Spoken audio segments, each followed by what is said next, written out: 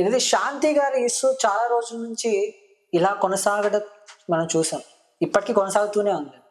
So, దీని వెనకాల మొదటి నుంచి ఉన్నది మదన్ మోహన్ గారే. ఎవరైతే వాళ్ళ భర్త ఉన్నారో మదన్ మోహన్ గారు. ఇప్పుడు మళ్ళీ మదన్ మోహన్ గారు తెరపైకి రావడం మనం చూస్తున్నాం.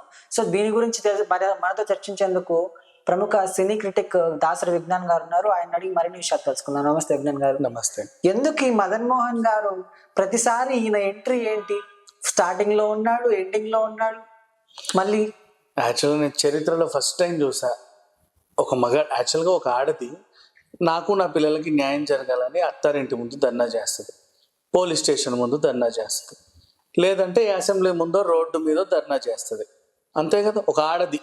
లేదా వాడు మొగుడు ఎక్కడ పని చేస్తాడో ఆఫీస్ ముందుకు వెళ్ళి ధర్నా చేస్తుంది, నాకు నా పిల్లలకి అన్యాయం చేయకు, నాకు న్యాయం చెయ్యి అని.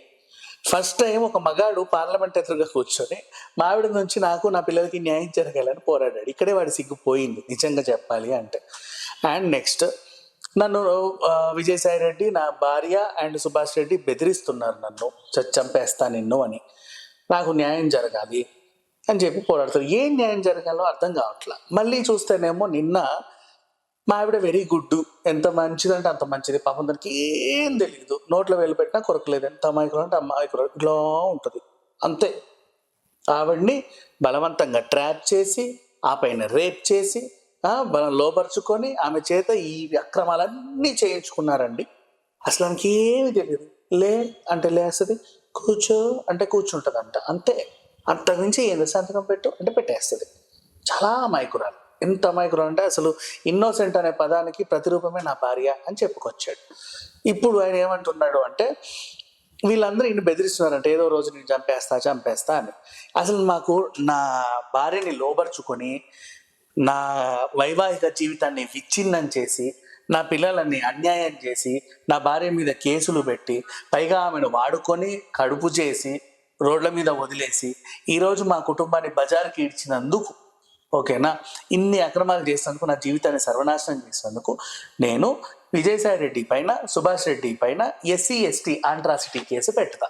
వాళ్ళు ఉండేది తాడేపల్లిగూడెం ఆ పరిధిలోకే వస్తుంది కాబట్టి ఆ పోలీస్ స్టేషన్లో ఇమీడియట్లీ ఇప్పుడే జస్ట్ నేను అన్నాను లేదా వెంటనే అక్కడ వీళ్ళ మీద SC ST ఆంట్రాసిటీ కేసు బుక్ చేయాలి. ఇది బుక్ చేయాలని నేను రాష్ట్రపతిని, ఉపరాష్ట్రపతిని, ఇంకా సభాపతిని అందరినీ అడగడానికి అనేసి వచ్చాను. అందరికీ లేఖలు రాస్తున్నాను.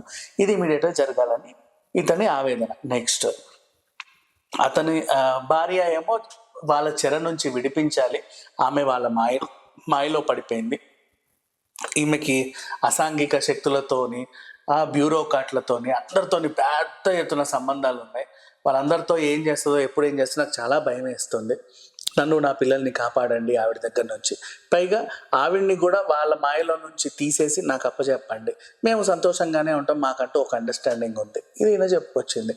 ఇప్పటివరకు ఈ కథ అంతా చూస్తూ ఉంటే ఎంత నీచంగా ఉందంటే చరిత్రలో ఇంత నీచమైన కథ ఇంకోటి ఉండదేమో అనిపిస్తుంది.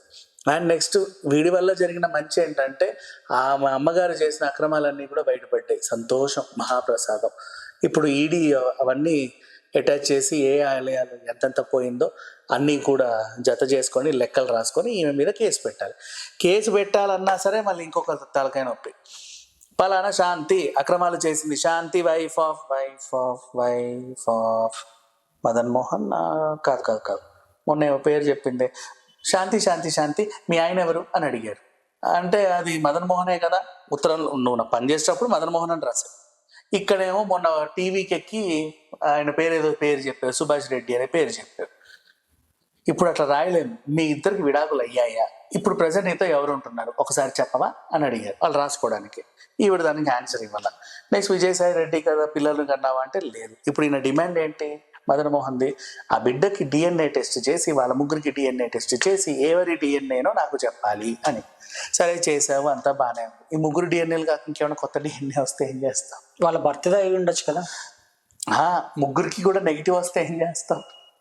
4వ వ్యక్తి ఎవడని ఎత్తుకుతాం, అంతేగా. సో ఇట్లా ఉంది ప్రజెంట్ ఇలా సిచ్యువేషన్. సరే ఏదేమైనప్పటికీ శాంతి కేసు అయితే ఇప్పట్లో కొలిక్కొచ్చే అవకాశమే లేదు.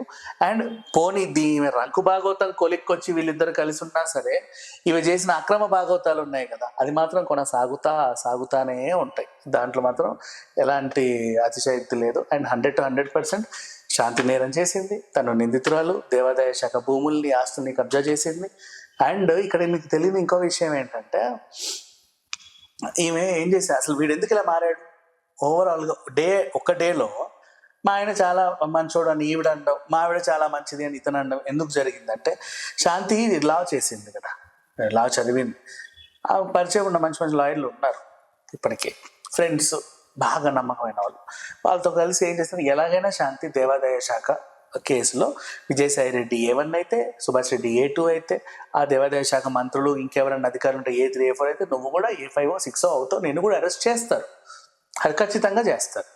అయితే నేను మరి బయటికి నిన్ను కనుక అరెస్ట్ చేస్తే నీ పిల్లలు అన్యాయం అయిపోతారు, మీ ఆయన చూసుకుంటారు లేదు నాకు తెలియదు. ఇప్పుడు ప్రజెంట్ నీకుంది మీ ఆయన ఒకడే, మీరు కొట్టుకున్నా తిట్టుకున్నా నీ భాగవతం ఆయనకు తెలుసు, ఆయన భాగవతాలు నీకు తెలుసు, అంతే కదా. తెలిసినప్పుడు ఏం చేస్తే ఎన్నోసార్లు కొట్టుకున్నారు, విడిపోయారు, మళ్ళీ కలిసారు, మళ్ళీ విడిపోయారు, మీకు అది కొత్త ఏం కాదు. ఇప్పుడు ప్రజెంట్ ఆయన దగ్గరికి వెళ్ళు, కాంప్రమైజ్ అవ్వు, ఎంతో కొంత పడాయి. నువ్వు ఆ 30 కోట్లు ఇవ్వనందుకే కదా వచ్చి నీ మీద పెళ్ళి రకీ దాకా తెచ్చాడు వ్యవహారం, అప్పుడే ఇచ్చుంటే బాగుండు కదా. ఇప్పుడైనా సరే ఆయనతో వెళ్ళి ఒక కాంప్రమైజ్ అవ్వు, నేను జైలుకి వెళ్తే నువ్వే కదా నన్ను తీసుకురావాలని చెప్పు, పిల్లల్ని బాగా చూసుకోమని చెప్పు. అండ్ నువ్వు ఈ ఈడీ అటాచ్ చేసే ఆస్తులా అంటావా, ఒప్పుకుంటే వాళ్ళు తీసుకుంటారు, తెలియకుండా కూడా ఎక్కడెక్కడో దాస్తావు కదా నీ లంకె బిందెలు, వాటిని అన్న చెప్పుకోవాలి కదా. అవి నువ్వు ఇస్తేనే కదా మీ వాడు నీకు బెయిల్ ఇచ్చి బయటికి రప్పిస్తాడు, లేకపోతే లాయర్ల కన్నా కట్టుకోవాలి కదా, ఈ కేసు ఇప్పటిది అయ్యేది కాదు.